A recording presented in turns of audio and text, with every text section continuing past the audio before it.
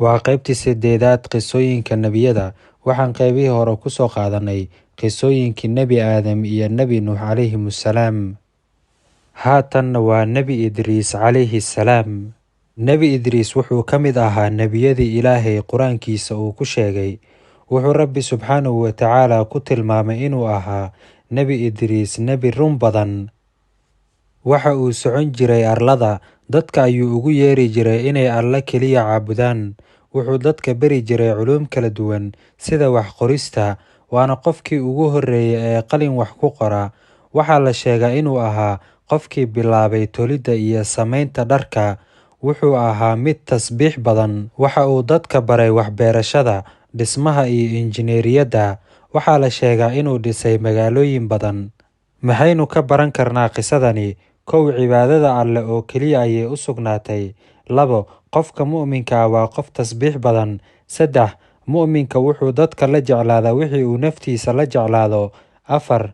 Mu'minka wuxuu dadka baraa wixii waxtar u leh. 5.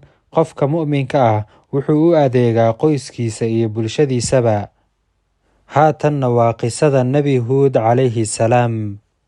Kadib halaagii qabsaday qoomkii Nebi Nuux calayhissalaam, waxaa dib u soo kabcay basharka.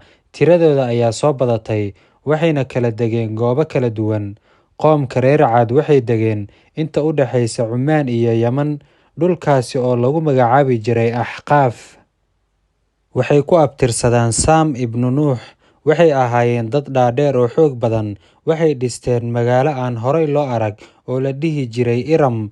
Waxay lahaayeen dhul beereed, ilo. Waxay aasaaseen magaalooyin iyo xadaarad. Nimcooyinkii Alle ku manaystay kuma shukrin.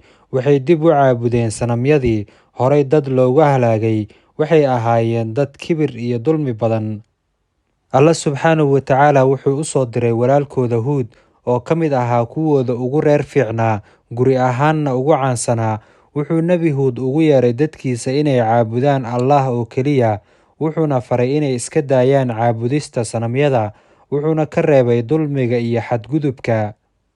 Waxay yidhaahdeen yaa naga xoog badan innaga. Waxay iloobeen in Eebbihii abuuray iyaga uu ka xoog badan yahay. Waxay ku yidhaahdeen, Huudow, adiga waxaan ku aragnaa inaad tahay mid caqli yar oo doqon ah. Waxaannu filaynaa inaad ka mid tahay beenaalayaasha.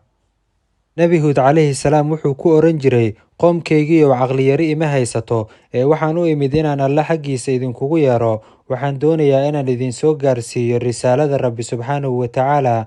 Waxaan ahay mid idiin naseexeynaya.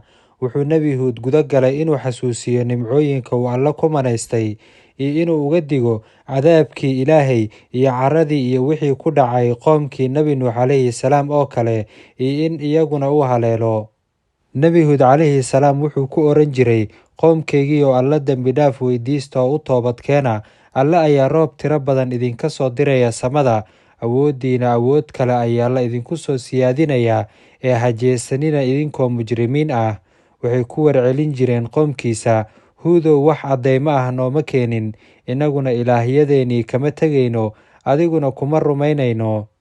Sidaas ayayna noqotay jawaabtii reer Caad. Waxay ku adkaysteen sanamyadooda. Waxayna yidhaahdeen, wixii cadaaba ee aad sheegaysa soo daa Huudow, haddii aad run sheegayso. Subxaanallah. qaybtan halka ah inoo joogto. La wadaag walaalaha kale qisooyinkan si ay ugu cibro qaataan waxna uga faa'iidaystaan, adna aad ajar uga heshid. Inoo sheer gareeya. Ramadaan mubaarak.